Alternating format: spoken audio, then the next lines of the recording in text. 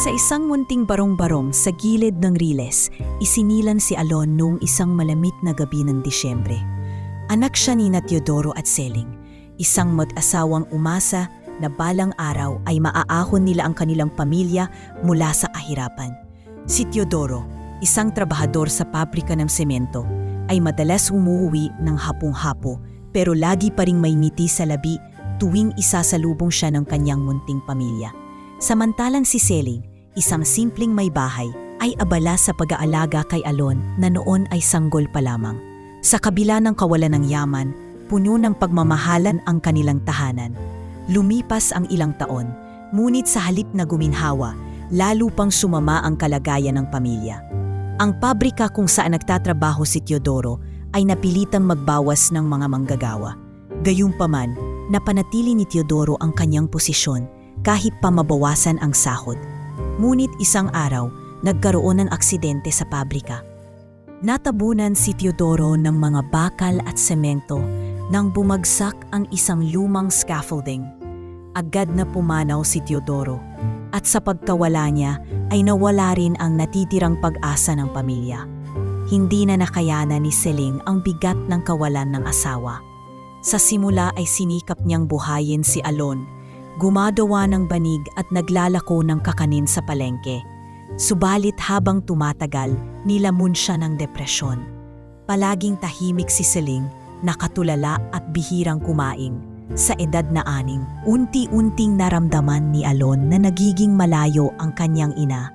Hanggang isang araw tuluyan itong nawala nang magpakalayo-layo. Naiwang mag-isa si Alon. Sa simula ay sumisilong siya sa mga kapitbahay, umaasa sa konting kanin o tinapay na ibinibigay nila. Ngunit habang tumatagal, napansin ng mga tao na hindi na bumabalik si Seling at unti-unti nilang isinara ang kanilang mga pintuan. Napilitan si Alon na tumira sa lansangan ng bayan ng San Agustin. Sa murang edad, natutunan niyang umasa sa awa ng iba.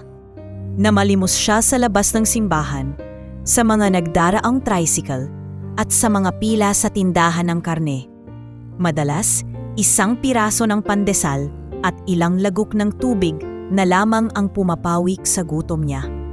Sa gitna ng kanyang paghihirap, nakilala niya si Mang Lando, isang matandang pulubi na matagal nang nakatira sa bangketa malapit sa palengke.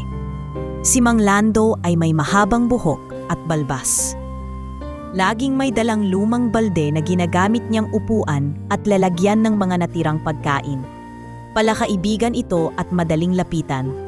Noong unang makita si Alon, binigyan siya nito ng kalahating piraso ng marupok na biskwit. "Uy bata, halika rito. Mukhang gutom na gutom ka na ah." Alok ni Mang Lando. "Opo, hindi pa po ako nakakakain simula kaninang umaga." Mahina at halos garalgal na sagot ni Alon. "Eto, may biskwit pa ako. Di na masyadong bago pero pwede pa to. Dahan-dahanin mo lang para di ka manibago." Ani Mang Lando habang iniabot ang biskwit kay Alon. Mula noon, palaging bumabalik si Alon kay Mang Lando.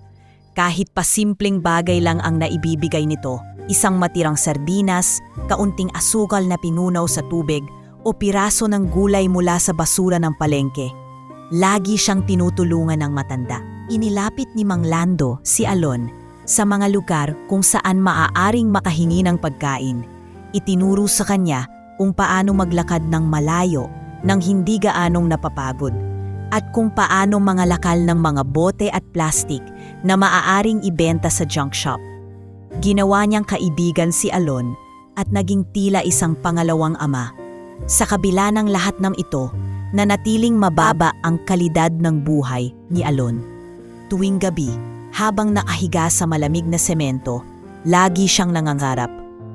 Tinitingnan niya ang buwan sa kalangitan at iniisip kung ano kaya ang pakiramdam ng may sariling bahay at pamilya. Naisip niya kung paano kaya kung may nanay siyang magluluto ng hapunan o tatay na magdadala ng pasalubong. Hindi niya maipaliwanag kung bakit, pero sa tuwing iniisip niya ito, parang naibsan kahit paano ang bigat ng kanyang sitwasyon. Ang mga pangarap na ito ang nabibigay sa kanya ng dahilan para mumangon kinabukasan at ipagpatuloy ang buhay sa lansangan. Ang mga araw ay naging buwan at ang mga buwan ay naging taon. Natutunan ni Alon ang maraming bagay sa murang edad. Paano maghanap ng libreng tubig sa gripo ng parke.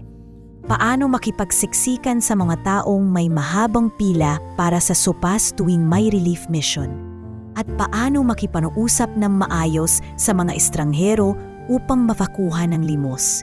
Ngunit sa kabila ng lahat ng ito, nanatili ang isang bahagi ng kanyang pagkatao na puno ng pag-asa. Sa kabila ng kanyang batang katawan at kalunos-lunos na sitwasyon, hindi nawawala ang liwanag sa kanyang mga mata tuwing titingin siya sa kalangitan at nangangarap ng mas magandang buhay. Habang lumilipas ang panahon, unti-unting natutunan ni Alon ang masalimuot na pamumuhay sa lansangan. Sa bawat araw na paglalakad sa maalikabok na kalsada ng San Agustin, lalo niyang naiintindihan ang mga di nakasulat na batas ng kalye. Hindi madali ang pakikisalamuha sa iba pang batang lansangan, lalo na't marami sa kanila ay sanay na sa puwersahan at kompetisyon para sa pagkain o pera. Nakilala niya sina Cardo at Timo, dalawang ulila na halos kasing edad niya. Si Cardo, bagamat mapanlait at medyo brusko, ay naging isa sa mga unang kasamahan niya sa lansangan. Samantalang si Timo, tahimik at mas bata ng 1 taon, ay palaging nakasunod kay Cardo. Sa kabila ng kanilang mga away at hindi pagkakaunawaan, nagkaroon sila ng kakaibang samahan. "Hoy, Alon!" Bungad ni Cardo isang tanghaling tapat habang nakasandal sila sa lumang bakod. "May nakuha ka ba ngayong umaga?" "Wala pa. Ilang araw na akong di nakakakuha ng limos sa tapat ng simbahan," sagot ni Alon, pawisan at halatang gutom. "Puro sermon lang ang inabot ko sa mga madre." "Akala mo naman di sila marunong magbigay," sabat ni Timo habang nagkukutkot ng putik sa kanyang tsinelas. Paano naman tayo mabubuhay kung puro sermon? Kahit malupit ang usapan. Natutunan ni Alon na hindi laging madali ang magkaroon ng kaibigan sa kalye. Lalo pat kung madalas silang magtalo sa kung sino ang dapat unang mga lakal ng basura sa isang lugar o kung sino ang higit na nangangailangan ng pagkaing nakuha. May mga pagkakataong pangang na uuwi sa suntuan ang simpleng di pagkakaintindihan. Isang araw, nagkaroon ng maliit na kaguluhan sa tapat ng isang tindahan. Sinubukan ni Alon na makipila para sa libreng sopas na ipinamimigay ng barangay. Subalit naabutan niya ang magulo ng eksena. Si Cardo at ilang batang lansangan ay nag-aagawan ng plastik na balde ng sopas. Nang marinig ang sigawan, sumugod si Alon. "Sandali, pwede bang tigilan niyo ya? Makakain naman tayong lahat kung magpapalitan na lang," sigaw niya habang inaawat ang dalawa. Ngunit hindi nakinig ang mga bata. Nauwi sa tulakan at hampasan ng lumang tsinelas ang sitwasyon. Napilitang umatras si Alon, halatang hindi niya kayang kontrolin ang mulo. Sa kalaunan, nauwi ang away sa pagbagsak ng plastik na balde at natapon ang sopas sa lupa. Wala silang nakuha ni patak ng sabaw. Pagbalik nila sa ilalim ng tulay, kung saan madalas silang tumambay, tahimik si Alon. Dumating si Mang Lando, dala ang ilang tira-tirang tinapay mula sa palengke. Agad siyang nakaramdam ng konsensya at inamin ang nangyari. "Pasensya na po, Mang Lando. Hindi ko napigilan ang gulo kanina," sambit ni Alon habang nakayuko. "Alon," wika ni Mang Lando habang hinahati ang isang matigas na pandesal. "Hindi lahat ng laban ay dapat mong salihan. May mga pagkakataon na mas mabuting umiwas kaysa makipagpatayan para sa konting pagkain." "Pero paano kung ako na lang ang mawalan?" tanong ni Alon, iniisip ang madalas na pagkakait sa kanya ng pagkain. Ang pag-iwas sa gulo ay hindi ibig sabihin ng pagbibigay ng lahat sa iba. Matututo kang mamili ng tamang laban at kapag ginawa mo yun, mas maraming tao rerespetuhin ka, ani Mang Lando habang iniabot ang kalahating pandesal. Hindi ito ang huling beses na pinaliwanagan ni Mang Lando si Alon. Sa bawat insidente, nagtuturo si Mang Lando ng mga aral sa buhay. Ang halaga ng pakikiisa, ang pagiging mahinahon sa harap ng kagipitan, at ang pagiging mapagpasensya sa kapwa.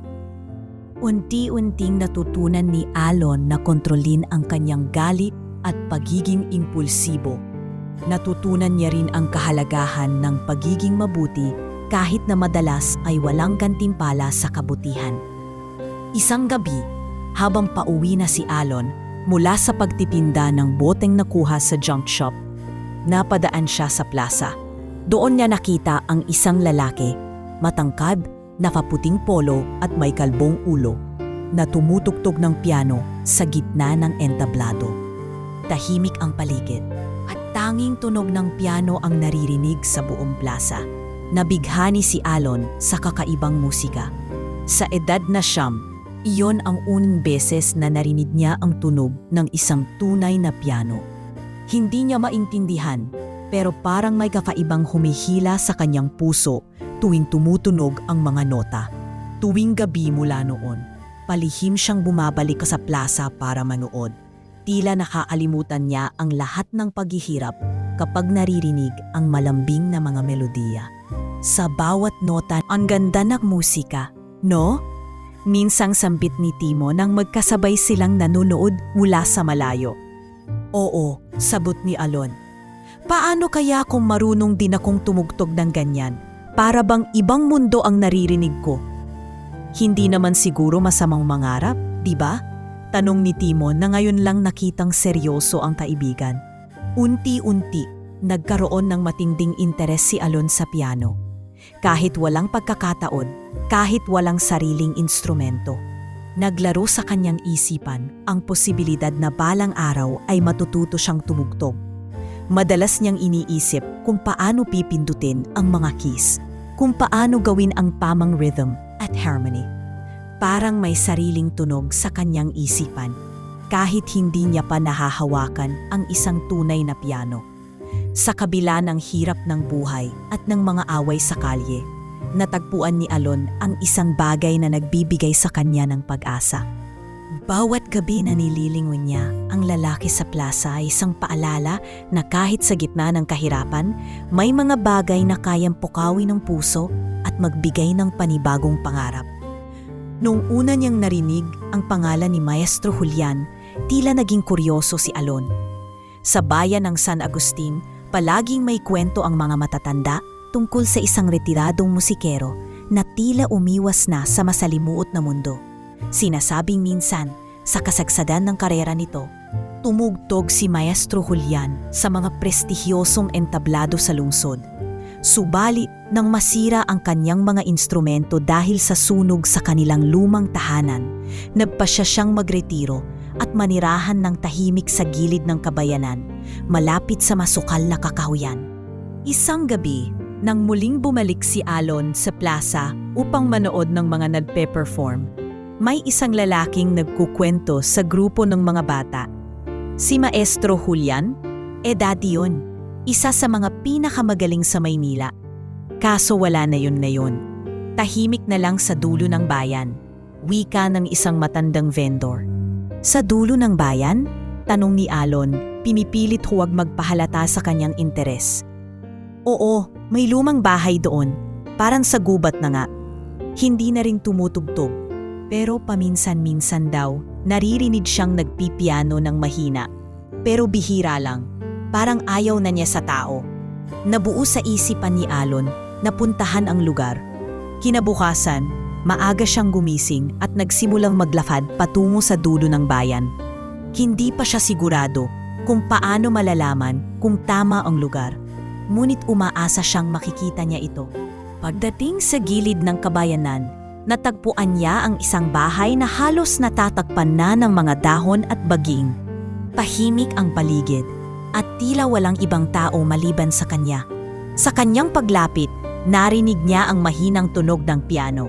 Hindi tulad ng mga napapanood niya sa plaza, ang tunog na ito ay mabagal, malumanay at tila puno ng emosyon.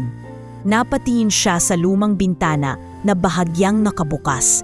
Dahan-dahan siyang lumapit, sinilip ang loob. at nakita ang isang matandang lalaki na nakaupo sa harap ng isang piano, si Maestro Julian. Hindi niya alam kung paano magsisimula ng usapan. Hindi rin niya magawang pumasok o magpakilala.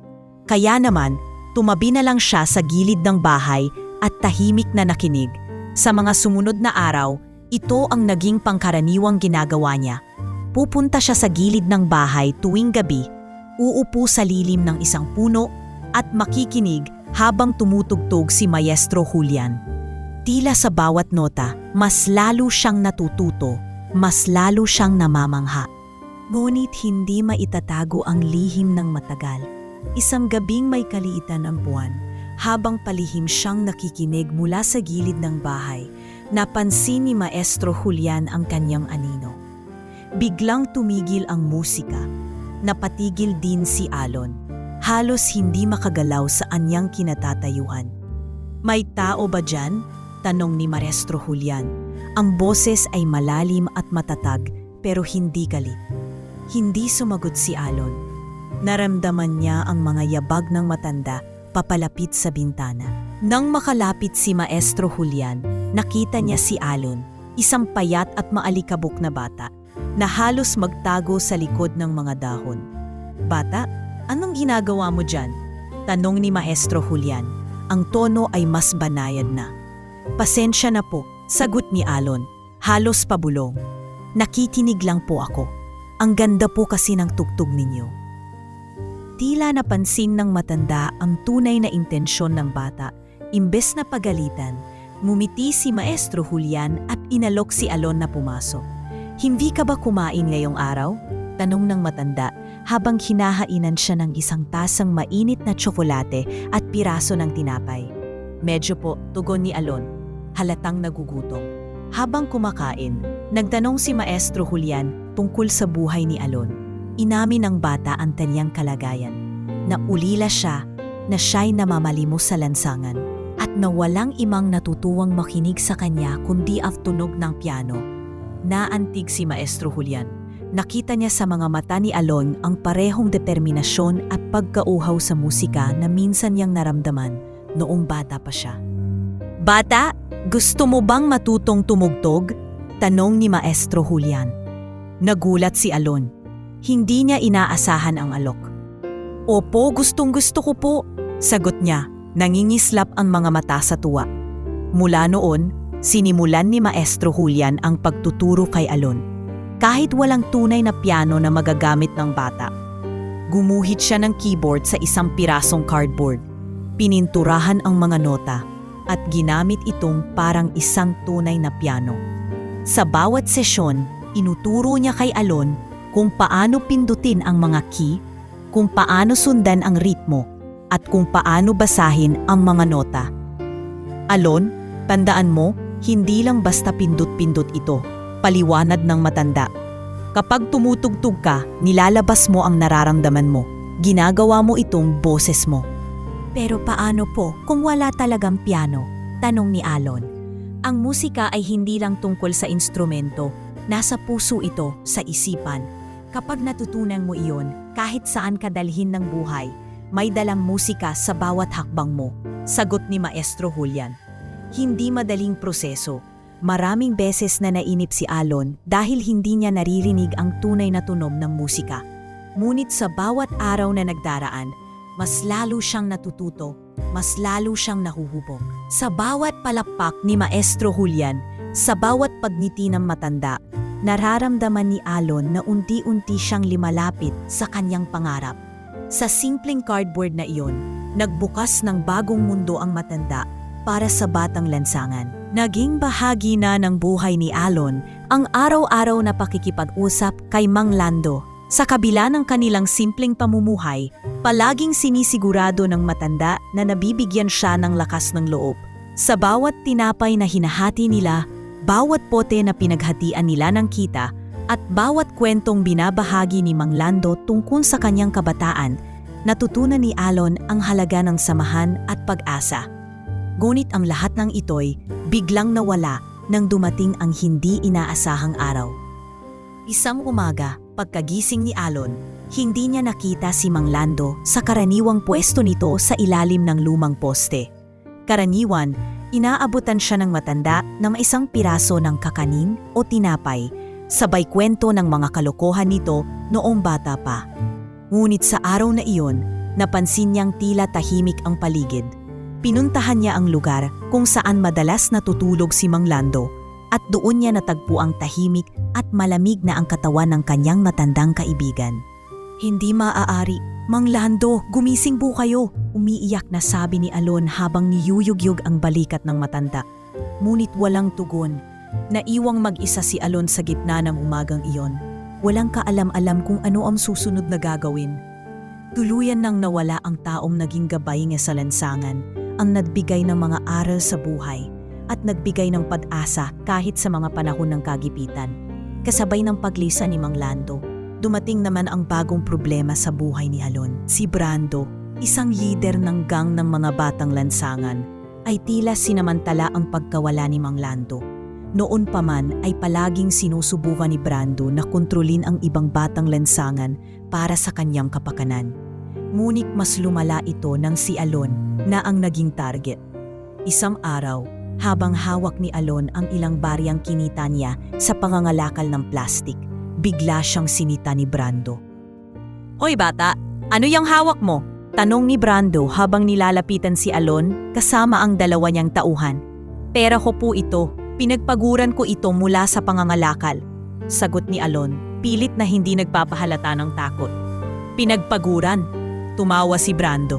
"Ano bang pinagsasabi mo? Kung gusto mong manatili rito sa lugar namin, kailangan mong magbigay ng parte sa akin. Ano, bigay mo na o gusto mong masaktan?" Kahit nangangatog ang tuhod, pilit na tumayo si Alon. "Pinaghirapan ko ito." "Brando, ayoko pong ibigay." Ngunit hindi niya nagawang ipagtanggol ang sarili nang pilit kunin ni Brando ang mga barya sa kamay niya.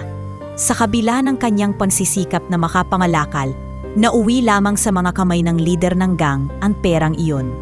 Halos gabi-gabi, ang sitwasyon ay paulit-ulit. Ang konting kita ni Alon ay nauubos sa pamamotong ni Brando at ng kanyang grupo. Unti-unti, nawawalan na siya ng lakas at pag-asa. Ngunit sa kabila ng lahat na nito, palagi niyang initisip ang mga aral ni Mang Lando. Ang pagiging mabuti sa gitna ng hirap, yan ang tunay na lakas. Madalas sabihin ni Mang Lando noon. Tila ito ang nagiging gabay ni Alon tuwing pakiramdam niya'y wala na siyang magawa. Kahit pa hinaharap niya si Brando at ang kanyang grupo araw-araw, pilit niyang iniwasang bumigay sa galit o takot. Ang masakit lamang ay tila wala siyang natakbuhan. Walang kalaban-laban si Alon, lalo pa nang isang araw ay biglang nawala rin ang tanging mentor na si Maestro Julian. Isang umagang dumaan siya sa bahay ng matanda upang muling magpaturo, natuklasan niyang wala na ito. Napag-alaman niyang pinalaya si Maestro Julian sa inuupahang bahay dahil sa hindi pagbabayad ng renta. Kinailangan nitong lumipat sa probinsya upang makituloy sa kamag-anak. Hindi alam ni Alon kung paanong muling babangon. Nawalan siya ng matanda niyang tagapayo, ng mentor sa musika, at ng kaibigang maaasahan sa kalye. Ngunit sa bawat gabi bago matulog, nilalabas niya ang kanyang lumang cardboard. Sa simpleng pirasong iyon, patuloy niyang inuulit ang mga itinuro ni Maestro Julian. Paulit-ulit niyang sinasanay ang kanyang mga daliri, kahit na wala itong naririnig na tunog. Binubuo niya ang musika sa kanyang isipan. Iniisip ang bawat nota, ang bawat melodiya na nais niyang tugtugin balang araw. "Bakit ko pa itutuloy? Wala naman akong totoong piano," bulong niya sa sarili minsan, habang hawak ang cardboard. Ngunit sa likod ng kanyang isipan, tila naririnig pa rin niya ang boses ni Maestro Julian. Hindi lang tungkol sa instrumento ang musika. Nasa puso ito. Ang mga salitang ito ang bumabalik-balik sa kanya. Sa gitna ng kawalan, ang pangarap ni Alon na makahawak ng totoong piano ang naging dahilan upang magpatuloy siya. Kahit pa wala na si Mang Lando, kahit pa nawalan siya ng koneksyon kay Maestro Julian, at kahit pa inaalipusta siya ni Brando, hindi siya tuluyang sumuko. Sa bawat gabing inuulit niya ang mga aral sa cardboard, Pinanghahawakan niya ang paniniwalang balang araw ay maririnig ng mundo ang kanyang musika. Habang pinupunasan niya ang pawis sa noo, pagkatapos ng mahabang araw ng pangangalakal, tinitingnan niya ang malayo kung saan tanaw ang munting plaza. Naaalala niya ang mga gabi kung saan tahimik siyang nakikinig sa musika. At sa kabila ng lahat ng hirap, muling bumalik sa kanyang isipan ang pangarap.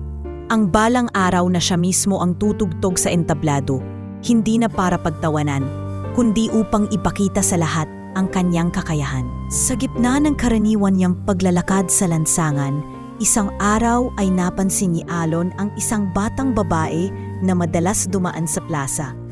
Maganda ang damit nito, laging malinis at tila masaya sa bawat hakbang. Pero higit sa lahat, napansin ni Alon ang kakaibang tingin nito. Isang tingin na hindi niya madalas makita sa iba. Habang ang karamihan ng tao ay lumalampas lamang at tumatamo sa kanya ng may habag o kawalang interes. Ang batang babae na ito ay tila laging nakatitig na para bang gusto siyang makilala. Isang araw, habang nakaupo si Alon sa gilid ng plaza, nilapitan siya ng batang babae. May dala itong supot ng tinapay at maliit na karton ng gatas. "Hi, ako nga pala si Andrea," bati nito na may ngiti. "Gusto mo ng pagkain?" Nabulat si Alon. Karaniwan, ang ganitong mga alok ay may kasunod na sermon o pagtatanong kung bakit siya nasa lansangan. Pero iba si Andrea. Ang batang babae ay tila laging nakatitig na para bang gusto siyang makilala. Isang tila simpleng alok lang talaga ang ginagawa niya, walang hinihintay na kapalit. "Salamat po," nahihiyang sagot ni Alon habang marahang inaabot ang supot. "Hindi mo na kailangang magpo," natatawang sabi ni Andrea. "Ilang taon ka na ba?" 14 po. 14 na taon, sagot ni Alon. "Pareho lang pala tayo," sabi ni Andrea, sabay upo sa tabi niya. "Bakit ka nga pala lagi dito? Wala ka bang pamilya?" Nabigla si Alon sa tanong. Pero nang makita niya ang sinseridad sa mata ni Andrea, napilit siyang magkwento. Isinalaysay niya ang kanyang buhay, ang pagkawala ng kanyang mga magulang, ang hirap sa lansangan, at ang pangarap niyang matutong tumugtog ng piano. Nang marinig ni Andrea ang kwento ni Alon, hindi niya maiwasang maantig. Hindi siya sanay sa ganoong klase ng hirap.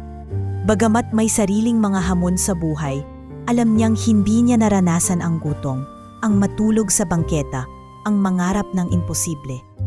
Gayunpaman, nakita niya ang tapang ni Alon, isang tapang na hindi madaling makikita sa maraming tao. "Alam mo," sabi ni Andrea, "nakaka-inspire yung kwento mo. Pero anong ginagawa mo para maabot yung pangarap mo?" "Wala akong piano," tugon ni Alon. "Cardboard lang ang meron ako. Pero sinusubukan kong ulit-ulitin yung mga itinuro ng isang matandang musikero sa akin noon." "Cardboard?" tanong ni Andrea. "Gusto mong matuto gamit lang yon?" "Wala namang ibang paraan," sagot ni Alon. "Pero kahit papaano, natututo naman ako. Iniisip ko na lang na balang araw, baka magkaroon ako ng tunay na piano." Mula noon, naging kaibigan ni Alon si Andrea. Sa bawat pagdaan nito sa plaza, lagi itong may dalang tinapay o pagkain para sa kanya. Hindi lamang iyon, dahil alam ni Andrea na nag-eehersisyo si Alon gamit ang cardboard, binibigyan niya ito ng bagong piraso tuwing naluluma ang gamit ng kaibigan. Ang simpleng gesture na iyon ay malaking bagay para kay Alon. Unti-unti niyang naramdaman na may tao palang tunay na nagmamalasakit sa kanya. "Alon, alam mo bang parang ang galing mo na kahit cardboard lang?" sabi ni Andrea isang hapon. "Minsan naririnig ko yung musika kahit hindi naman talaga tumutunog." Ngumiti si Alon. "Parang magic lang siguro. Iniisip ko na lang natutugtog ako. Sa isip ko, parang may music na talaga." Dahil sa suporta ni Andrea, nagkaroon si Alon ng lakas ng loob. Dati kapag nakikita niya ang ibang bata sa lansangan na naglalaro o nakangiti, naiinggit siya. Pero ngayon, kahit na wala siyang marangyang buhay, naramdaman niyang hindi siya nag-iisa. Ang simpleng presensya ni Andrea ay sapat nga upang bigyan siya ng bagong pananaw. na may posibilidad ang pangarap niya na hindi kailangang tumigil sa pagkakaroon ng pag-asa. Isang gabi, naabutan ni Andrea si Alon sa plaza. Tahimik bitong pinagmamasdan si Alon habang seryosong nagpipractice gamit ang cardboard. Alon, simula ni Andrea, alam kong mahirap ang sitwasyon mo. Pero alam mo, naniniwala akong kaya mong maabot ang pangarap mo. Salamat Andrea, tugon ni Alon. Pero minsan iniisip ko, ano ang silbi ng practice kung wala namang tunay na piano? Hindi ka ba natututo gamit yan? Tanong ni Andrea habang tinuturo ang cardboard. Natututo, pero parang kulang pa rin, sabot ni Alon, bahagyang nag-aalinlangan. Parang laging may isang pirasong nawawala. Napamiti si Andrea at nilingon ang plaza. Huwag kang mag-alala, Alon. May paraan. Nangako akong tutulungan kitang magkaroon ng totoong piano balang araw. Hindi na nagtanong pa si Alon kung paano gagawin ni Andrea ang pangakong iyon. Ang mahalaga para sa kanya, naramdaman niyang may naniniwala sa kanya. Ang pananalig na iyon ang nagsilbing gasolina para sa kanyang determinasyon. Sa kabila ng bawat pagod, ng bawat gutom, at ng bawat kahirapan, naramdaman niya na ang musika na tinutugtog niya sa kanyang isip ay hindi lamang para sa kanya, kundi para rin sa mga taong nagtitiwala sa kanya, lalo na kay Andrea. Ang pista ng San Agustin ay palaging hinihintay ng mga tao. Kada taon, ang makulay na pagdiriwang na ito ay nagdudulot ng kasiyahan, hindi lamang sa mga residente, kundi pati na rin sa mga bisita mula sa karatig bayan at lungsod. Ang mga kalye ay punong-puno ng mga banderitas, mga nagtitinda ng pagkain, at iba't ibang mga palabas. Sa gitna ng masayang sigawan at tawanan, makikita ang entablado sa gitna ng plaza, kung saan nagaganap ang mga programa at aliwan. Si Alon, gaya ng dati, ay nanatiling nasa gilid, tahimik na pinagmamasdan ang kasiyahan mula sa di kalayuan. Alam niyang hindi siya parte ng engrandeng selebrasyon na yun. Sa bawat tao na nakangiti, habang may bitbit na mamahaling pagkain o bagong damit, naaalala niya ang kanyang sitwasyon. Ngunit sa kabila nito, masaya na rin siyang makita ang galak sa mukha ng iba. Hindi niya alam na ang araw na iyon ay magiging higit pa sa karaniwang pista para sa kanya. Habang abala ang lahat sa panonood ng isang banda sa entablado, napansin ng konsehal na si Gaston si Alon na nakaupo sa isang sulok. Si Konsehal Gaston ay kilalang-kilala sa San Agustin, hindi dahil sa kanyang mga nagawa kundi dahil sa kanyang ugali. Palaging siya ang bida sa mga programa, mahilig magsalita ng mahahabang talumpati at laging mayabang kapag nasa entablado. Madalas, ang kanyang pamamalakad ay punong-puno ng pagpapakita ng kapangyarihan sa halip na tunay na serbisyo sa bayan. Napatingin siya kay Alon na nakayuko sa isang gilid. Ang payat na katawan ay natatakpan ng kupas na damit. Napangisi siya at sumagi sa isipang aliwin ang mga tao sa ibang paraan. "Hoy, ikaw, bata!" tawag niya habang nakatayo sa gilid ng entablado. Tumingin si Alon sa kanya, nagtataka. "Ha? Ako po?" tanong ni Alon. Litong-lito kung bakit siya tinatawag ng isang opisyal. "Oo, ikaw, halika rito sa entablado," utos ng konsehal na may halong pang-asar. "Bigyan mo kami ng konting entertainment." Nag-alinlangan si Alon. Pasensya na po. Wala po akong alam na ginagawa sa harap ng maraming tao." Ngunit hindi nakinig si Konsehal Gaston. Tumawag pa siya ng dalawa sa kanyang mga tauhan upang hilahin si Alon palapit sa entablado.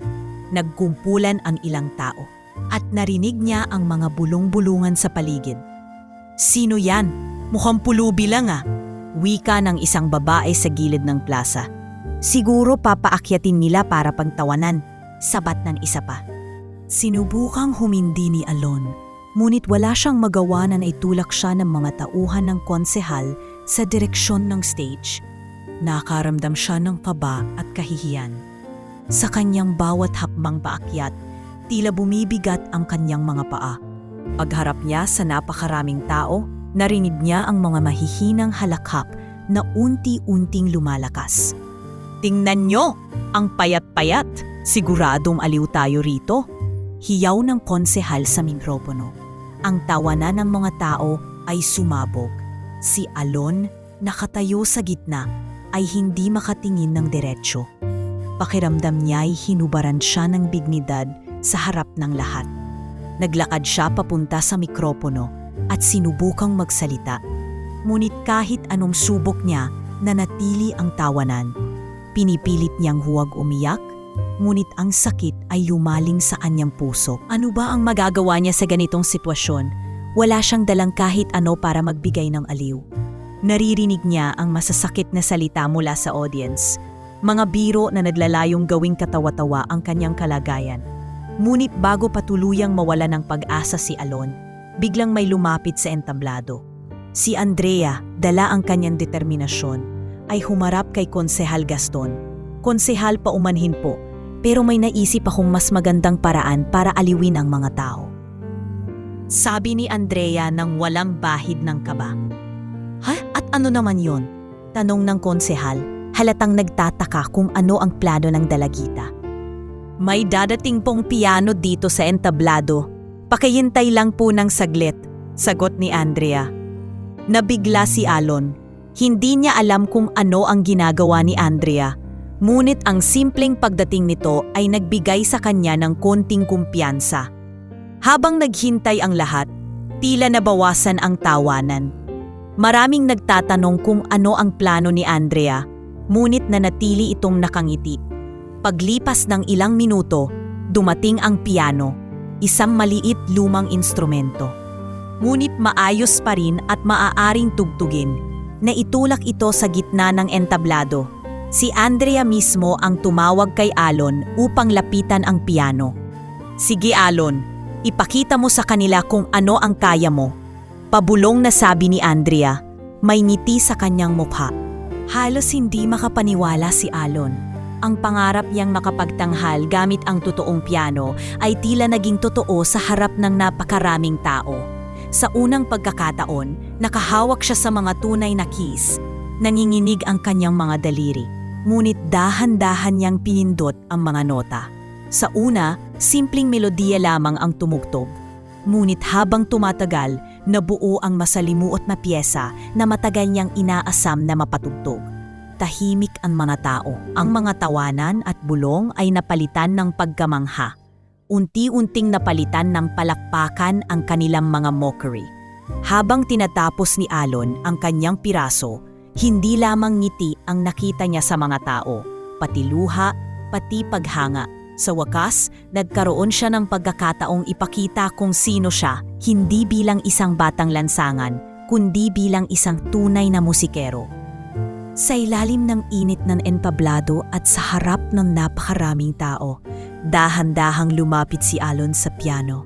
Naalala niya ang mga gabing paulit-ulit niyang ginaya ang kilos ng mga daliri sa isang piraso ng karbon. Ang kaba at takot ay halos lunurin siya, ngunit ang galit at sakit mula sa pamumutya ng tao ay nagpulak sa kanya na tumayo ng mas matuwid. Ang mga mata niya ay nakapako sa piano. Sa wakas, ang instrumento na kanyang pinangarap na mahawakan. Ang unang nota ay maingat niyang pinindot. Parang bumagal ang oras. Sa paligid, naglaho ang tawanan at bulungan. Isa-isa, ang malalambot na tunog ng piano ay umalingaw-ngaw sa buong plaza. Naalala niya ang bawat aral ni Maestro Julian. Ang tamang tempo, ang tamang pindot, ang tamang damdamin sa bawat nota. Ang mga gabing pagtuturo gamit ang cardboard ay ngayon nagbunga at sa unang pagkakataon, ang musika na narinig lamang niya sa kanyang isip ay tuluyan ng nabuo. Sa kalagitnaan ng kanyang pagtugtog, naririnig ni Alon ang sarili niyang puso. Pakiramdam niya'y may bagyong bumagsak sa kanyang dibdib, hindi dahil sa takot, kundi dahil sa saya. Hindi ito tungkol sa paghanga ng mga tao o sa pagbasag ng pananaw ng iba. Ito ay tungkol sa pagtupad sa isang pangarap na tila imposibleng maabot ng isang batang lansangan. Habang tumutuloy ang piyesa, nagsimulang mag-iba ang reaksyon ng mga tao. Ang mga dating nanunuya ay biglang natahimik. Ang mga mata ng ilan ay nanlaki at ang ilan ay nagsimulang bumuntong hininga sa ganda ng musika. Maging si Konsehal Gaston na kanina'y tumatawa at nagpapatawa sa harap ng mikropono ay napatahimik. Tila hindi makapaniwala na ang batang inakala niyang katawa-tawa ay nagagawa ang ganito kagandang musika. Tingnan niyo, may narinig si Alon na bulong mula sa gilid ng entablado. Parang hindi totoo. Ang galing! Akala ko wala siyang alam sa musika. Wika naman ng isang matandang babae na abala kanina sa pakikinig sa mga joke ng konsehal. Sa likod ng mga tao, si Andrea ay tahimik na nafangiti habang pinapanood ang kaibigang pinaglaban niyang umakyat sa entablado. Sa wakas, ang pangarap ni Alon ay maririnig ng lahat, hindi lang sa kanyang isipan kundi sa totoong buhay. Pagkatapos ng ilang minuto ng mahirap na piyesa, huminto si Alon at nagkaroon ng katahimikan. Walang nagsalita. Wala ni isang pumalakpak sa loob ng ilang segundo. Ngunit maya-maya pa, parang isang bulkan, biglang sumabog ang palakpakan at sigawan. Ang mga tao'y tumayo, itinataas ang kanilang mga kamay at pumapalakpak ng todo. Narinig niya ang ilan na sumisigaw ng encore habang ang ilan ay naluluha pa. Grabe, ang batang yan ang galing talaga. Sigaw ng isang lalaki mula sa dulo ng plaza. Hindi ko akalaing may ganito palang talento sa lansangan. Sabat ng isa pa. Alon! Alon! Nagsimula ang ilan na tawagin ang pangalan niya na para bang siya ay isang kilalang artista. Sa entablado, si Alon ay nanatiling tahimik. Tumayo siya humarap sa lahat at bahagyang yumuko bilang pasasalamat. Sa loob-loob niya, hindi na inasahan ang ganitong reaksyon.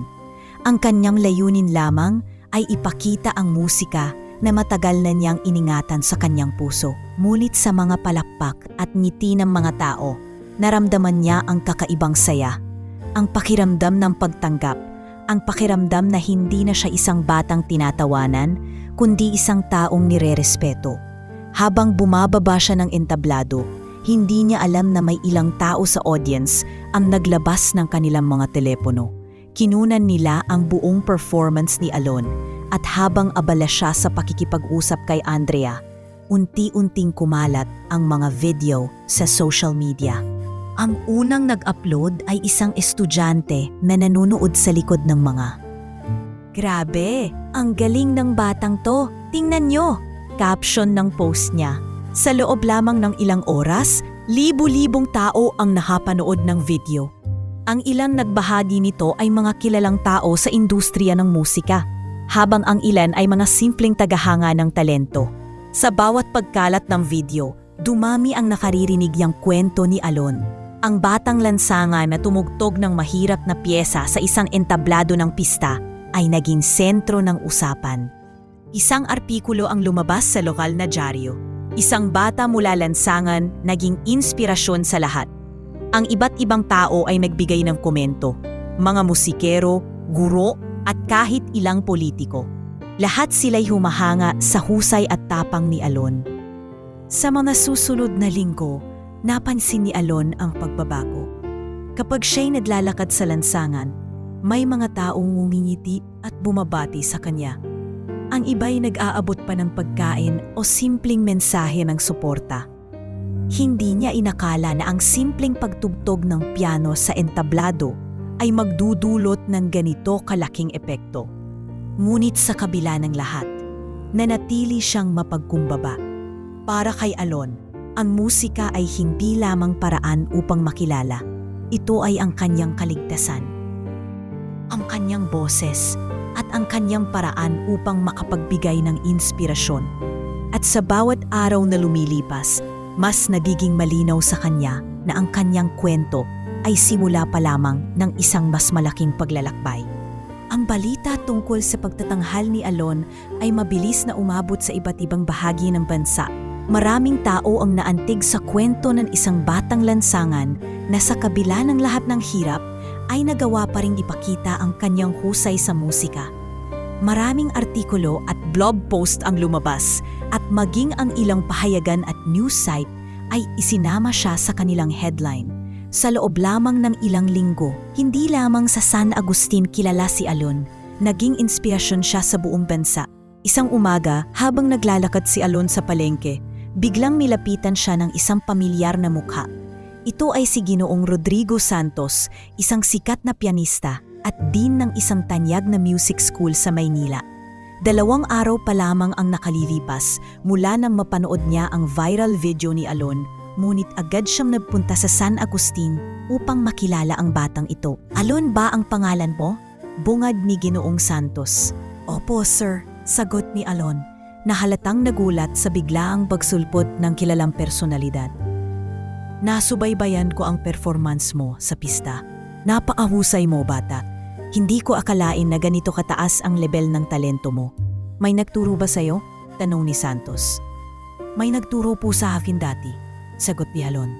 "Pero cardboard lang po ang gamit namin. Matagal na rin po siyang umalis." Ngumiti si Santos at tumango. "Kahit wala kang proper training, ramdam ko ang dedikasyon mo. Alon, may alok ako para sa'yo.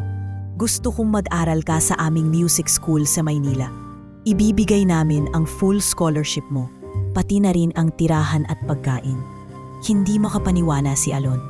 Hindi niya inakala na sa kabila ng lahat ng hirap, may darating palang pagkakataong tulad nito. "Sir, hindi po ako makapaniwala. Talaga po bang gusto niyo kong tanggapin?" tanong niya habang nangingilid ang luha sa kanyang mga mata. "Hindi lang kita gusto, Alon. Naniniwala ako na marami kang maibibigay sa larangan ng musika," sagot ni Santos. "Pero kailangang magpursige ka. Mahirap ang training pero alam kong kakayanin mo." Mula noon, nagsimula ang bagong yugto sa buhay ni Alon. Dinala siya sa Maynila at tumira sa dormitoryo ng paaralan. Sa unang araw pa lang, humanga na sa kanya ang ilang mga guro sa musika. Kahit hindi formal ang naging pagsasanay niya, ang kanyang natural na talento at masinhing pagnanais na matuto ay kitang-kita sa bawat klase. "Alon," sabi ng kanyang mentor na si Maestro Ricardo sa isang klase, "ang teknik mo ay napakaganda para sa isang hindi nakapag-aral ng formal. Pero ang mas mahalaga ay ang damdamin mo sa bawat nota. Yan ang hindi ko maituro sa ibang estudyante." Nagningning ang mga mata ni Alon. "Salamat po, Maestro. Pipilitin ko pong pagbutihin pa." Habang lumilipas ang mga buwan, nagiging mas mahusay si Alon. Natutunan niya hindi lamang ang mga komplikadong piyesa, kundi pati na rin ang tamang postura, pag-interpret ng musika at ang teknikalidad ng piano. Naging malapit siya sa kanyang mga guro, at sa bawat papuri na natatanggap niya, palaging bumabalik ang kanyang alaala sa lansangan kay Mang Lando. At sa mga araw na tanging cardboard ang kanyang kaharap, ang mga alaala ay nagsisilbing paalala kung saan siya nagsimula, at ito ang nagiging dahilan kung bakit nananatili siyang mapagkumbaba. "Alon, lagi mong tatandaan," paalala ni Maestro Ricardo, "ang musika ay hindi lang tungkol sa pagtugtog. Ito'y isang responsibilidad. Isang responsibilidad na magdala ng emosyon, ng pag-asa at ng inspirasyon sa mga nakikinig."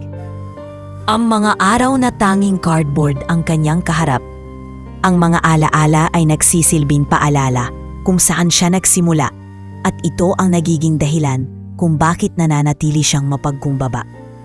"Alon, lagi mong tatandaan, ang musika ay hindi lang tungkol sa pagtugtog. Ito'y isang responsibilidad na magdala ng emosyon." "Opo, Maestro," sagot ni Alon.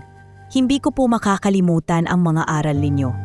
Sa gitna ng kanyang pag-aaral, patuloy din ang ugnayan nila ni Andrea. Hindi siya nakalimot sa kaibigan niyang tumulong sa kanya noong wala pa siyang nakakahawak na tunay na piano. Si Andrea ang madalas niyang tinatawagan kapag may oras siyang libre. "Andrea, naniniwala pa rin ako na ikaw ang dahilan kung bakit ako nakatungtong dito," sabi ni Alon sa isang tawag. "Huwag mo akong pasalamatan, Alon," sagot ni Andrea. "Ipinakita mo sa lahat na may angking galing ka. Ang role ko lang ay tulungan kang maipakita ito sa mundo." Sa bawat pagkikita nila tuwing uuwi siya sa San Agustin, nararamdaman niyang lumalalim ang samahan nila. Nagpatuloy ang kanilang pagkakaibigan at unti-unti nagsimulang umusbong ang espesyal na damdamin sa kanilang dalawa. Ngunit kahit na unti-unting dumadami ang mga sumusuporta at humahanga sa kanya, nanatiling mababa ang loob ni Alon. Isang araw, sa gitna ng isang rehearsal, habang tumutugtog ng isang mahirap na piyesa si Alon, tumigil siya sandali. Tiningnan niya ang kanyang mga kamay, ang piano sa kanyang harapan, at apaligid ng magarang music hall. Sa isipan niya, bumalik ang imahe ng lansangan, ng karton na kanyang pinutugtog, ng mga ngiti ni Mang Lando, at ng araw na sinigawan siya ni Brando. Hindi ako makapaniwala, bulong niya sa sarili. Dati, dito ko lang ito pinapangarap. Ngayon, naririto na ako. Pero hindi ito tungkol sa akin lang. Kailangan kong gamitin ito para makapagbigay ng inspirasyon sa iba, tulad ng ginawa nila para sa akin. Sa bawat piyesa na tinutugtog niya, naririnig ng kanyang mga tagapakinig hindi lamang ang musika, kundi pati ang kanyang kwento.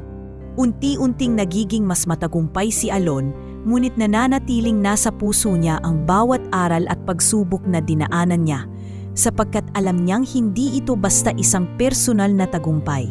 Ito'y isang kwento ng pag-asa, ng determinasyon at ng pagbabago. Naging matagumpay si Alon sa musika at lalong dumami ang mga sumusuporta sa kanya.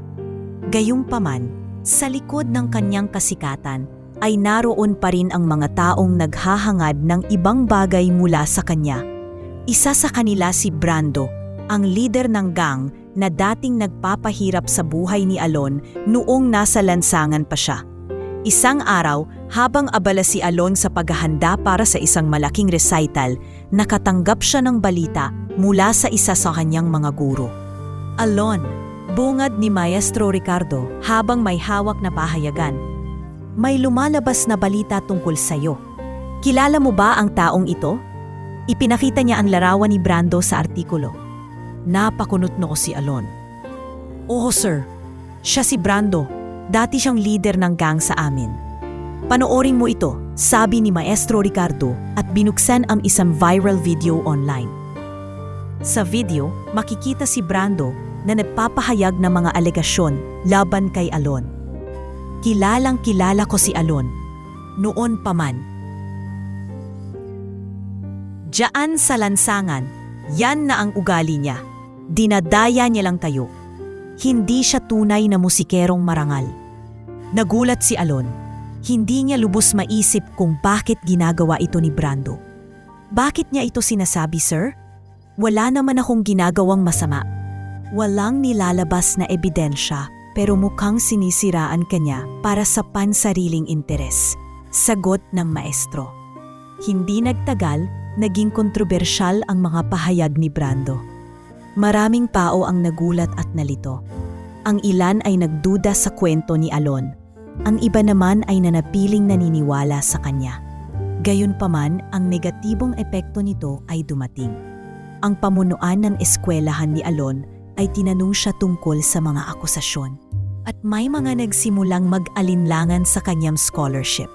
Alon, tanong ng dean ng paaralan sa kanya sa isang pulong. May katotohanan ba ang mga sinabi ng taong ito? Wala pong katotohanan. Hindi ko po alam kung bakit niya ginagawa ito, sagot ni Alon ng may kaba.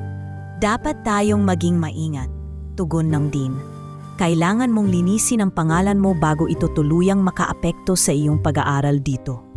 Dahil dito napilitan si Alon na dumaan sa isang legal na proseso upang patunayan ang kanyang pagiging inosente. Sa tulong ni Andrea, na ngayon ay nagtapos na ng abogasya, naghain sila ng demanda laban kay Brando. Tinulungan din sila ni Maestro Julian na muling bumalik sa buhay ni Alon upang ipakita ang suporta. Alon, wala kang dapat ikatakot, sabi ni Maestro Julian sa isang pribadong pag-uusap. Alam kong inosente ka, kailangan lang natin itong patunayan sa korte. Pero maestro, tugon ni Alon, paano kung mawalan ako ng scholarship? Paano kung lahat ng pinaghirapan ko mawala lang bigla? Hindi mangyayari iyon, sabi ni Maestro Julian habang hinihimas ang balikat ng binata. Nandito kami para sa iyo. Hindi ka nag-iisa sa laban na ito. Habang patuloy ang proseso ng paglilitis, nagkaroon ng mga pagdinig kung saan parehong panig ay nadlahad ng kanilang mga pahayag. Sa umpisa ay tila nakakalamang si Brando dahil marami siyang mga tagapagsalitang nag-aangking may pruweba ng mga maling ginawa ni Alon. Ngunit sa bawat araw ng pagdinig, unti-unting napapatunayang ang mga alegasyon ni Brando ay walang basihan. Bakit mo ginagawa ito? Tanong ni Andrea kay Brando nang magtagpo sila sa labas ng korte. Alam mong wala kang ebidensya. Ito ang totoo, sagot ni Brando na tila nagmamayabang. Gusto ko nang siyang ilagay sa tamang lugar. Masyado na siyang sikat. Dati isa lang siyang kulubi. Bakit siya ngayon ang kinikilala? Hindi mo karapatan sirain ang buhay niya, tugon ni Andrea ng matapang. Kung sa tingin mo ay magtatagumpay ka sa kasinungalingan, nagkakamali ka. Sa tulong ng mga testigo at mga dokumentong hawak ni na Andrea at Maestro Julian, napatunayan nilang peke ang mga paratang ni Brando. Ang mga ebidensyang ipinakita ng kampo ni Brando ay napatunayang pineke lamang upang magmukhang masama si Alon. Sa huling araw ng paglilitis, inihayag ng hukom ang hatol. Ang mga alegasyon laban kay Alon ay walang basihan. Ang nagsampa ng maling paratang ay pingatawan ng multa at binigyan ng restriksyon laban sa karagdagang paninira-puri. Napabuntong hininga si Alon nang marinig ang desisyon. Napawi ang kaba sa kanyang dibdib at nagpasalamat siya kina Andrea at Maestro Julian. Salamat sa inyo, sambit niya habang pinipigilan ang pagluha. Hindi ko alam kung paano ko nagawa ito kung wala kayo. Nandito kami dahil alam naming karapat-dapat ka, sagot ni Andrea habang hinahawakan ang kamay niya. Hindi ka mag-isa sa laban na ito, Alon, at hindi ka rin kailanmang mag-isa sa mga laban na darating pa. Nanalo sila sa kaso at tuluyang nawalan ng kredibilidad si Brando. Mula noon, hindi na muling nanggulo si Brando kay Alon.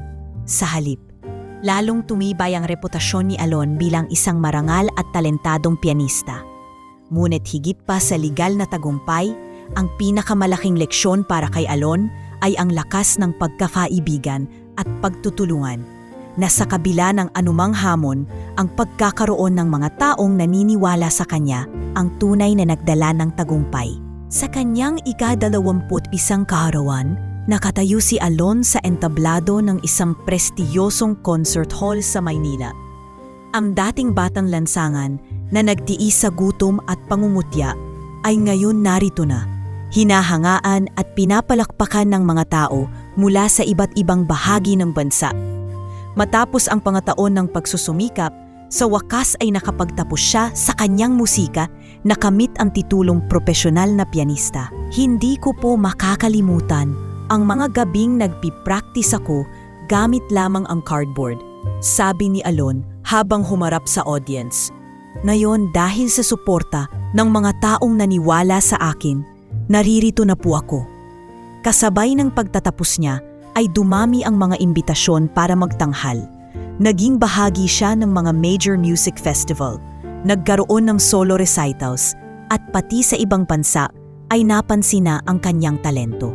Sa kabila ng kanyang kasikatan, nanatili siyang mapagkumbaba at palaging sinasabing, ang lahat ng tagumpay niya ay bunga ng tulong ng iba at ng hindi niya pagsuko sa mga hamon ng buhay. Isa sa mga pinakamalapit sa kanyang puso ay ang pagtulong sa mga batang lansangan, sapagkat naramdaman niya ang sakit ng pagiging wala. Sa bawat kita mula sa kanyang mga concert, naglaan siya ng bahagi upang magtayo ng maliit na community center sa San Agustin. Ang sentrong ito ay may mga libreng klase sa musika, pagkain para sa mga mahihirap na bata at simpleng silid na pwedeng tuluyan ng mga walang tahanan. Ang kanyang layunin ay ibalik ang tiwala ng mga batang ito sa sarili at bigyan sila ng bagong pag-asa. Isang araw, habang iniinspeksyon ang gusaling itinatayo, nilapitan siya ng isa sa mga batang tinutulungan niya. "Sir Alon," sabi ng bata, mga 7 taong gulang lamang. "Salamat po, gusto ko pong maging kagaya niyo." Mumiti si Alon at tumingkayad upang makipantay sa bata. "Wala sa akin ito ha, nasa puso mo yan. Bagpursige ka, Kahit anong gusto mong marating, kakayanin mo. Kasabay ng kanyang proyekto ay ang pagbabalik niya sa mga lugar kung saan siya nagmula. Bumalik siya sa lansangan ng San Agustin, tumigil sa dating sulok ng plaza kung saan madalas siyang manood ng mga tumutugtog. Binati niya ang mga vendor, mga pulubi at iba pang kilalang muva. Sa kabila ng kanyang tagumpay, nanatili siyang bahagi ng kanilang komunidad at patuloy niyang usinama sa kanyang kwento ang kanilang mga karanasan. Habang naglalakad siya sa plaza, may tumawag sa kanya mula sa likod. "Alon, ikaw na nga ba yan?" Paglingon niya, nandoon si Mang Efren, ang matagal ng tindero ng balot na lagi niyang hinihingan noon ng libre. Matanda na ito, ngunit hindi pa rin nawawala ang masiglang ngiti. Nagyakapan sila ng mahigpit. "Grabe, anak. Akala ko noong umalis ka sa bayan, di ka na babalik," sabi ni Mang Efren. "Pero ngayon, sikat ka na. Proud na proud ako sa'yo." "Hindi ko po kayo nakakalimutan," sagot ni Alon. "Kayo po ang isa sa mga tumulong sa akin noon. Hindi ko po makakalimutan ang kabutihan ninyo." Sa araw na iyon, nakipagkwentuhan siya sa mga dating kakilala. Pinuntahan ang dating tabuan niya noong panahon ng bagyo at binisita ang simbahan kung saan madalas siyang mamalimos. Sa bawat hakbang, dama niya ang nostalgia ng mga panahong wala pa siyang tiwala sa sarili. At ngayon, hawak niya ang isang bagong layunin, magbigay ng pag-asa sa mga nangangarap din ng tulad ng kanyang naranasan. Sa gitna ng kanyang pagbabalik loob sa San Agustin, sinadya niyang puntahan ang bahay ni Maestro Julian. Nang makarating siya, nakita niyang may lumang piano pa rin sa sulok ng sala, ngunit tila bihira na itong nagagamit. "Maestro Julian," tawag niya habang pumasok. Mula sa loob ay lumabas ang matanda, na bagamat medyo mahina na ang katawan, ay walang pag-iiba sa kanyang mapanatag na ngiti. "Alon? Anak, ikaw na ba yan?" sabi ni Maestro Julian. "Opo, Maestro," tugon niya habang yumuko bilang paggalang. "Bumalik po ako para magpasalamat. Hindi ko po mararating ang kinaroroonan ko ngayon kung hindi po dahil sa inyo." "Hindi, Alon," sabi ng Maestro. "Ikaw ang nagtulak sa sarili mo. Ang nagawa ko lang ay ipakita sa'yo na kaya mong tumayo kahit ano pa ang sabihin ng iba. Ngayon, ikaw na ang inspirasyon." Niyakap ni Alon si Maestro Julian at umupo sila sa lumang piano. Tumugtog sila na pamilyar na piyesa, ang unang tinuro ng Maestro kay Alon noong ang karton pa lang ang gamit niya. Ang tunog ng piano ay umalingaw-ngaw sa buong bahay, puno ng damdamin at pasasalamat. Sa pagkakataong iyon, nagkapantay ang kanilang mga damdamin. Ang guro at estudyanteng nagbunga ng isang kwentong puno ng pag-asa at tagumpay. Bago siya umalis, pinuntahan din niya si Andrea. Nagkita sila sa paborito nilang park, sa lilim ng malaking puno kung saan madalas silang mag-usap noong nagsisimula pa lang ang paglalakbay ni Alon. Ngumiti si Andrea nang makita siya. Ngunit hindi niya mapigilang biruin ang kaibigan. "Pang-internasyonalang concert pianist na pala ang kausap ko ngayon," sabi ni Andrea habang tumatawa. Numiti si Alon at tumabi sa kanya. "Ikaw pa rin ang unang naniwala sa akin. Walang magbabago doon." Habang nag-uusap sila, tila bumalik ang lahat ng mga simpleng sandali. Sa kabila ng kasikatan at tagumpay, nararamdaman pa rin ni Alon ang init ng kanilang pagkakaibigan. Sa puso niya, nanatili siyang batang nangangarap. Ngayon nga lang, hawak niya ang realidad ng pangarap na iyon. Pagkalipas ng maraming taon ng pagtugtog sa iba't ibang bansa, ng mga palakpak at standing ovations, at ng patuloy na pag-aat sa larangan ng musika, naramdaman ni Alon ang isang pangangailangang bumalik sa San Agustin. Hindi lang upang muling makita ang lugar kung saan siya unang nangarap, kundi upang muling harapin ang nakaraan, ang mga taong tumulong sa kanya, ang mga aral na naghubog sa kanyang pagkatao, at ang mga alaala na hindi kailanmang nawala sa kanyang puso. Pagdating niya sa San Agustin, dumiretso siya sa isang simpleng bahay na halos natatakpan na ng mga dahon at halaman. Ang bahay na iyon ay ang tirahan ni Maestro Julian, ang unang mentor ni Alon. Hindi nag-atubili si Alon na pumasok. Bumungad sa kanya ang damoy ng lumang kahoy at ang tunog ng mamaibong naglalaro sa paligid. Sa gitna ng payak na sala, naroon si Maestro Julian, nakaupo sa isang lumang silya. Ang matanda ay tila mas maliit na kaysa sa dati. Ang kanyang buhok ay maputi na ng buo at ang kanyang mga kamay na minsang kailiksi sa pagpindot ng mga nota ay nanginginig na sa pagtanda. Ngunit nang makita niya si Alon, tila bumalik ang sigla sa kanyang mga mata. Alon, mahinang bulalas ni Maestro Julian habang unti-unting tumayo. Anak, ikaw na nga ba ito? Mumiti si Alon at nilapitan ang matanda. Opo, maestro, ako po ito. Nagyakap sila at naramdaman ni Alon ang mahina ngunit mainit na yakap ng taong minsan ay nagbigay sa kanya ng lakas ng loob upang mangarap. Napaluha si Maestro Julian.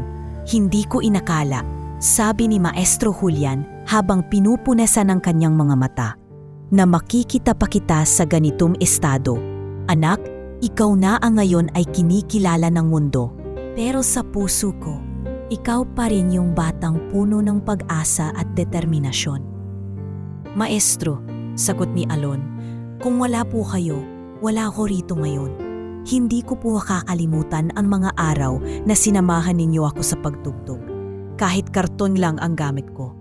Sa inyo ko po natutunan ang halaga ng musika sa buhay ng tao. Pinag-usapan nila ang nakaraan, ang mga unang leksyon at ang hirap na dinaanan ni Alon sa lansangan. Sa bawat kwento, naramdaman ni Alon ang lalim ng utang na loob niya sa matanda. Bago siya umalis, binigyan niya si Maestro Julian ng isang maliit na piano na kanyang ipinasadya, isang token ng kanyang pasasalamat at pagtanaw ng utang na loob. Matapos ang emosyonal na pagbisita, dumiretso si Alon sa puntod ni Mang Lando. Mula sa kanyang paglapit pa lang, naramdaman niya ang bigat ng mga alaala. Sa ilalim ng lilim ng isang punong kahoy, tumayo siya sa harap ng simpleng lapida ng matandang tumuling sa kanya noong pinakamatinding panahon ng kanyang buhay. Kuya Lando, bulong ni Alon habang hawak ang isang piraso ng bulaklak. Hindi ko po alam kung paano ko kayo pasasalamatan. Kung hindi dahil sa mga gabay niyo. Tahimik siyang nanalangin, pinagmasdan ang paligid at iniwan ang bulaklak sa tabi ng puntod. Sa kanyang paglalakad pabalik, nakaramdam siya ng kakaibang gaan ng loob, na para bang sa kanyang pag-alay ng pasasalamat ay nawala ang bigat ng kanyang nakaraan. Naging malinaw na sa kanyang isipan ang halaga ng bawat aral na natutunan niya sa lansangan. Pagkaraan ng ilang araw, dumating ang pagkakataong muling mag-cruise ang landas ni na Alon at Brando. Si Brando, na ngayoy nakakulong dahil sa mga kriminal na gawaing hindi na itago ng mahabang panahon, ay walang nagawa kundi ang harapin si Alon sa kanilang unang pagkikita mula noong lumabas ang katotohanan sa korte. Nang tumayo si Alon sa harap ng rehas, tumingin siya kay Brando. Nakita niya ang dating lider ng gang na ngayon ay mukhang pagod na at nawalan ng sigla. Brando, mahinahong bungad ni Alon. Hindi ko akalain na magkikita tayo muli sa ganitong palagayan. Alon, sagot ni Brando, na bahagyang umiwas ng pingin. Alam kong marami akong nagawang masama sa iyo. Wala akong maidadahilan. Tumahimik si Alon, ngunit hindi siya galit. Sa halip, naramdaman niya ang pagkakaiba ng kanilang landas. Isang landas na minsan nilang pinagsamahan, ngunit tuluyang naghiwalay dahil sa mga desisyon. Brando, patuloy ni Alon, hindi ko nababalikan pa ang lahat. Ang mahalaga ay natuto tayo mula sa nakaraan. Sana sa panahon mo dito, makahanap ka ng bagong layunin. Gusto kong maniwala na may pagkakataon pa ang lahat na magbago. Napatigil si Brando sa sinabi ni Alon. Marahil ito ang unang beses na narinig niya ang ganoong uri ng pagpapatawad at pag-asa mula sa isang tao na minsan niyang sinubukang pabagsakin. Habang nagpaalam si Alon at lumakad palayo, naiwan si Brando na tahimik.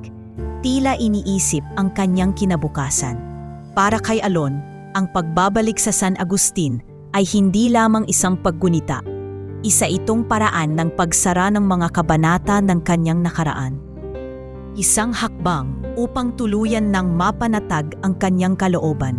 Sa bawat taong kanyang binisita, sa bawat hakbang na kanyang binalikan, mas lalo niyang naunawaan na ang bawat hirap at sakripisyo ay nagdala sa kanya sa kung saan siya naroroon ngayon.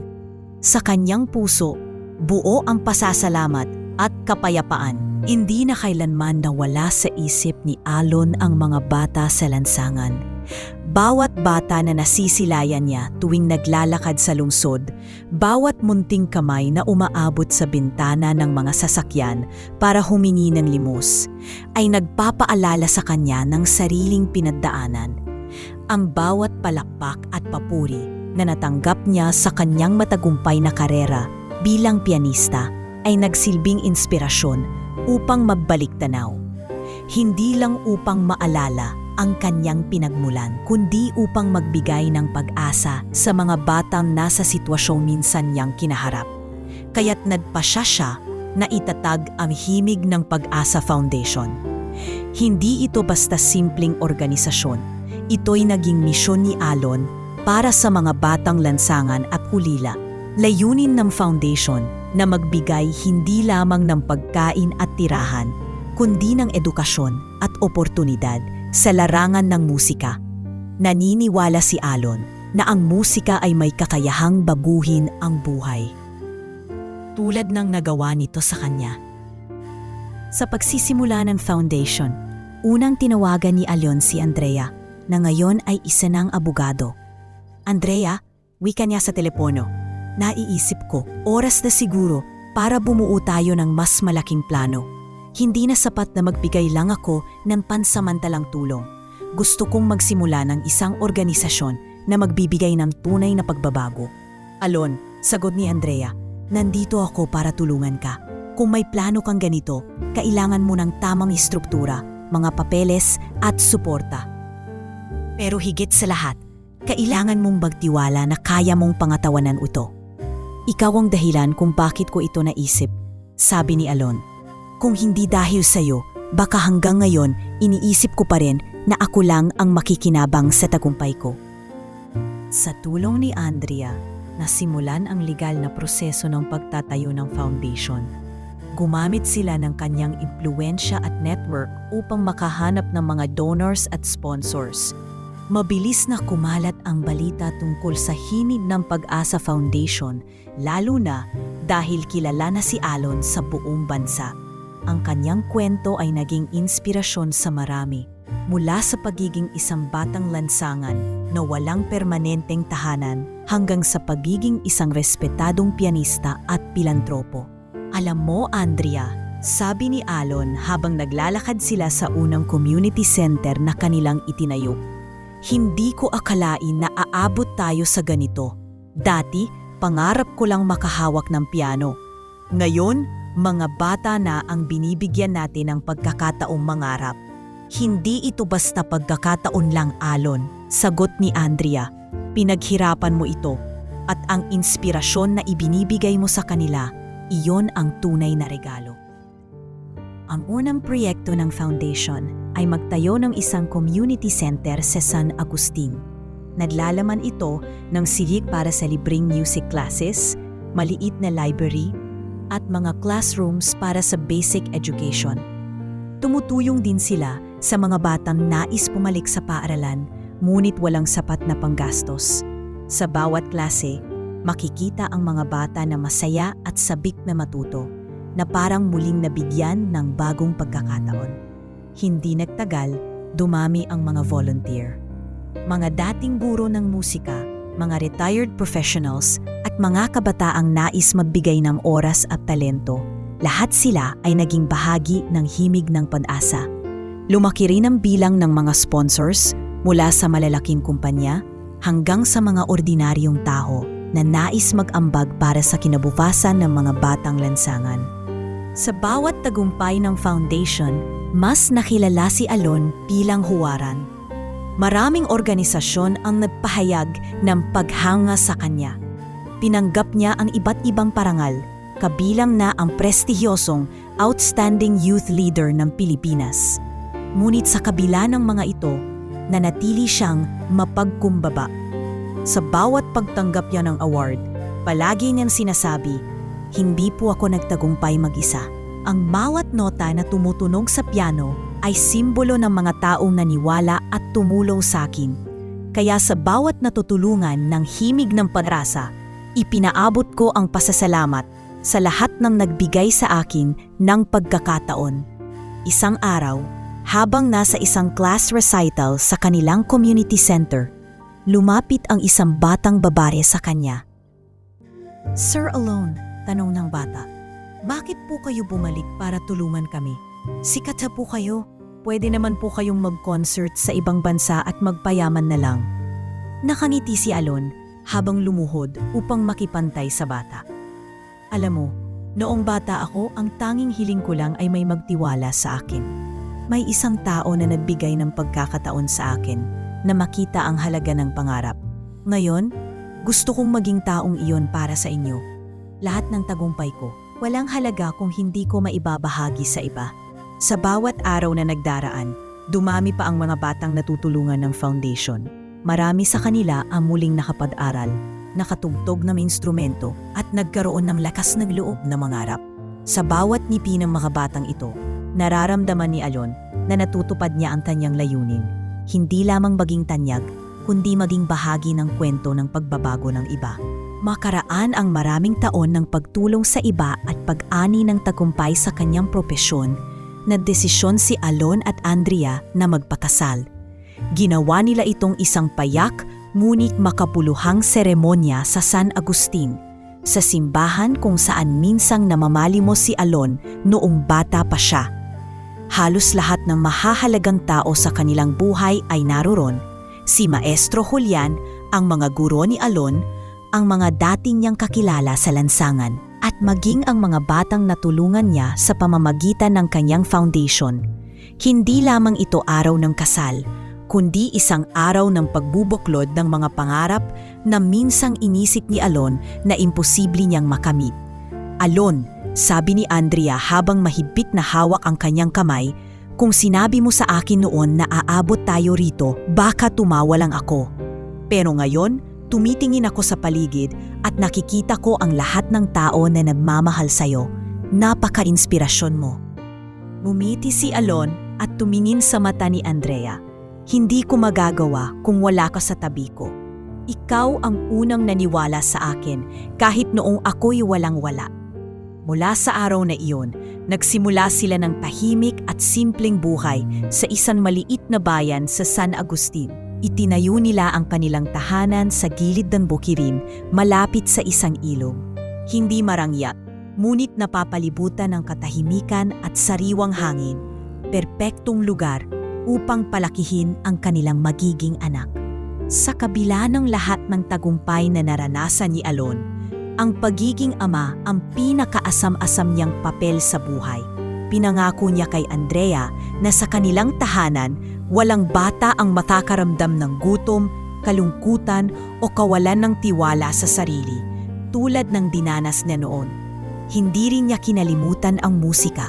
Sa likod ng kanilang bahay, itinayo niya ang isang maliit na music studio na butas sa lahat ng bata sa kanilang lugar. Ang mga batang langsangan, ulila o mahirap ay malayang makakapunta doon upang mag-aral ng piano at iba pang instrumento. Si Alon mismo ang nagtuturo sa kanila, hindi lamang ng teknikalidad ng musika, kundi pati na rin ng lakas ng loob at halaga ng pangarap. "Sir Alon," tanong ng isang batang tinuturuan niya, "bakit po ninyo ginagawa ito ng libre?" Gumiti si Alon at tumingin sa bata. "Kasi noong bata ako, may taong gumawa rin ito para sa akin. Gusto ko lang siguraduhin na makaramdam kayo ng parehong suporta na naramdaman ko noon. At balang araw, kayo naman ang magtuturo sa iba." Ang ganitong simpleng proyekto ay nagbunga ng magagandang resulta. Maraming bata mula sa kanilang lugar ang natutong tumugtog ng piano, gitara at iba pang instrumento. Ang ilan sa kanila ay nagkaroon ng oportunidad na mag-aral sa mga kilalang music school at ang iba namay nagtuturo na rin ngayon ng musika sa kanilang mga barangay. Maraming pamilya ang muling nagkaroon ng pag-asa at ang kwento ni Talon ay nagbigay ng inspirasyon hindi lamang sa mga batang mahirap, kundi pati na rin sa mga magulang na nawawalan na ng lakas ng loob. Dati, sabi ng isang ina sa bayan, iniisip kong wala ng ibang paraan para sa mga anak ko. Pero nang makita ko si Alon na kahit ganoon ang pinagdaanan niya, narating niya ang pangarap niya. Nagkaroon ako ng lakas ng loob. Ngayon, sinusuportahan ko na rin ang mga anak ko sa kanilang hilig sa musika. Sino ang mag-aakala, ang simpleng pag-aaral ng instrumento pala ay may kayang baguhin ang buhay nila. Sa paglipas ng panahon, mas lalong lumawak ang naabot ni Alon. Inimbitahan siyang magtanghal sa mga malalaking lungsod, ngunit pinili niyang laging magsimula ng kanyang mga proyekto sa pinakamaliit na barangay. Sa bawat lugar na kanyang pinuntahan, palagi niyang dala ang kwento ng kanyang buhay.